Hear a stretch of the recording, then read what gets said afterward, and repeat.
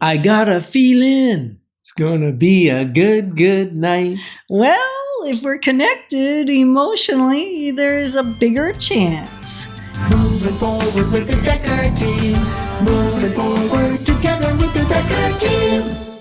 We are honored that we've been able to create for you free access to over 653 Life's Inside Track episodes where we share real estate insider tips, making house home, how to get the most out of your real estate investments and really use it as a wealth building tool.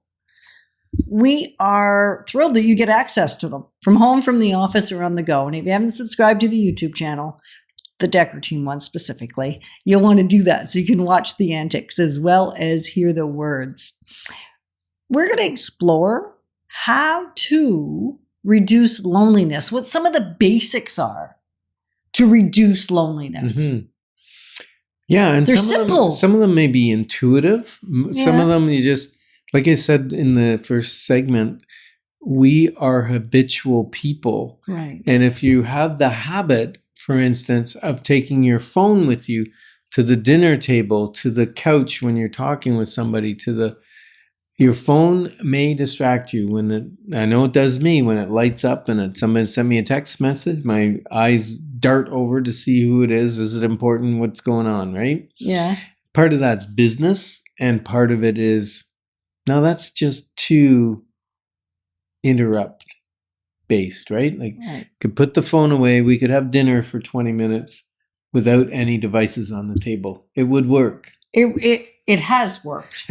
All right. We have spaces where you can put them. And when they're there, it's just so hard not to take a glance. And it takes time to reconnect because it breaks connection. Mm-hmm. So that's like for real. Yep. The connection is broken. If we're in the middle of a conversation, right? Oh, and my goodness. You look at the phone and then you say to me, well, you usually wouldn't remember to say, what did you say, what we were talking about. But if I said, did you not want to hear what I had to say? You go, yeah, I do. What is it? And I go, never mind, it's gone. Yeah. And I used to jokingly say, well, it must have been a lie, but that's not actually true. That's not true. And it doesn't mean it wasn't important. That means our attention spans have gotten shorter and shorter and shorter because we're used to being entertained. Yeah.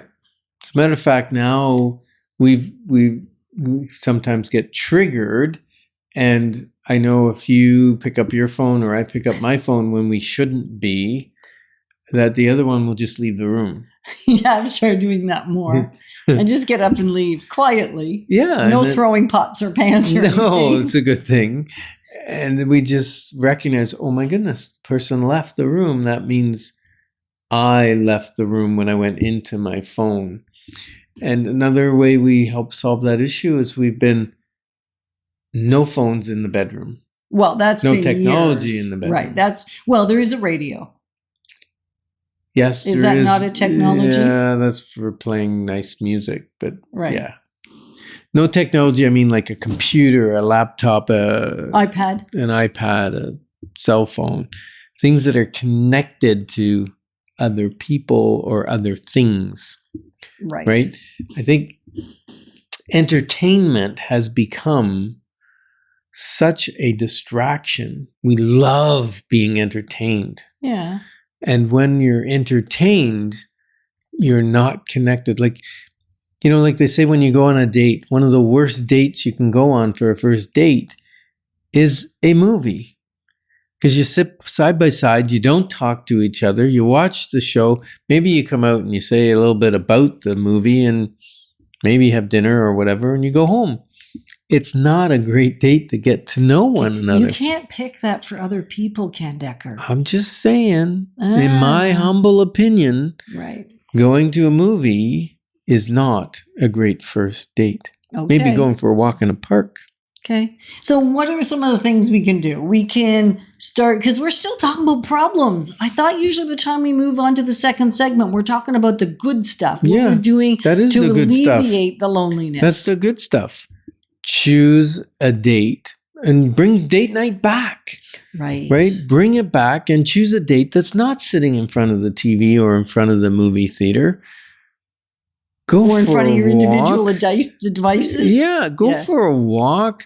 Maybe you go for dinner and you look into each other's eyes and you have a conversation, or even if it's two ladies or two men or whatever, you go shoot some pool or hit some golf balls, but have some conversation, right? Because connection is made through physical touch Yeah. and deep conversation, not conversation about, the weather tomorrow is supposed to be about rainy, right? Right. What would you talk about? We've been married 42 years. What do we talk about? Haven't we talked about everything that's available in the world now in 42 years? Apparently not. Because No? if we get sucked into the tranquility room and we go in there every day for prayer and meditation and connection, if we don't set our timers or we don't pay attention to the time, we can sit there for 2 hours. And I don't know, we're not solving the world's problems, and Are we solving our problems? Hopefully. Sometimes we're creating our own problems. And so if you're thinking, how do I make sure that the house that I'm living in is not only the ideal space financially, but that it creates the access and the opportunities for deeper relationship and deeper connection, because the space you're in actually can make a difference one way or the other. And you may not have to sell your place. You may just have to repurpose a room. Like what we call a tranquility room is what Yetta said. We go there and we talk, and sometimes it's not that tranquil when we're talking. Yeah.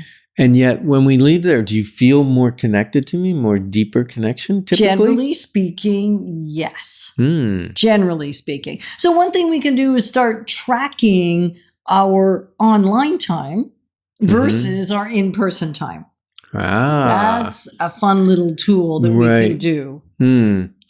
Yeah, Will was actually saying, Will's our producer, Will was saying that his grandfather had a thing called a calling card, and it would have been rude to just stop by. So you actually put a card in their mailbox or a card on the door that said, hey, I'm planning on coming back around 3:00. So they got advance notice, right? Whereas technology, a text comes in, a phone call comes in, it's immediate interrupt. Now, we have another neighbor down the street who likes to pop by and says, can you put a pot of tea on? Sometimes she'll give us advance notice. Other times you hear a knock on the door and we go, who could that be? And it's a Easterner habit, right? Just knock on a door and say, hey, I'm here for my tea. And I think when you're saying that, that's a habit that for many would feel awkward. So know your friends, first of all, because we have a couple of other friends that if you pop by, they're not answering the door. And they're not happy with And you. they're not happy. It's not fostering depth of connection. So know the people that are close to you in your world. I was reaching out to a client the other day. I was going to pop by. I was literally in front of her house. And I thought, I'm just going to call her first. And I said, would it work for me to pop by? And she goes, how close are you? Are you like here? And I go, yes. And she goes, so we had a big debate about whether it was a good time for her or not. And I said, you know what? Like, there is no pressure. I was just literally showing a house 500 yards away, and I could not drive past you and not pop by. So we decided we'd make it another day. So still show your courtesy, given who you're talking with and knowing who they are. Yeah, just sometimes being invited is enough to break that loneliness habit, right? Mother Teresa said that the most horrible poverty is loneliness. And together we're clarifying your options, because when your options are clear, your wisdom will flow. Moving forward with the Dekker team. Moving forward